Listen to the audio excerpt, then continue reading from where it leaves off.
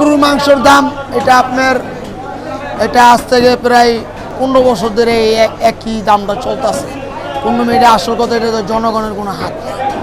এটা মেন জায়গাতে সিন্ডিকেট করে যারা, তাদের এটা সরকারের পদক্ষেপ নিতে হবে। মেন কথা হয়েছে এটা, ওই তাদের মেন গোড়ার ভিতরে হাত দিলে, মেন গোড়াতে হাত দিলে মনে করেন সব জায়গাতে গরুর দাম আস্তে আস্তে কমে আসবে। এটা দেখা গেছে সিন্ডিকেটটা মনে করেন আপনার কিছু কিছু মাল অনেকে যারা যারা কিনা বিক্রি করে তাদের দেখা গেছে আমি 10 টাকা বিক্রি করবো, আমি কিনলাম, আমার টাকা আছে, আমি 200 গরু কিনে স্টক করে থুয়া দিলাম, 200 গরু স্টক করে থুয়া দিলাম, অন্য অন্য কোনো কষার এই গরুটি পারে না। দেখা গেছে আমি 200 গরু কিনে থুয়া আমি দেখা গেছে বাজার টান খাই, আমি পরে বেচবো, দামে বেচবো, তার জন্য মালের দামটা কোনো বাইরে যায়। ঠিক আছে, তার জন্য সরকারের এটা অতি শিগগির এটা নিতে হবে, পদত্যাগ নিতে হবে, পদত্যাগ নিতে হবে আপনার, তাইলে জনগণ গোস্তের দামটা কম খাইতে হবে।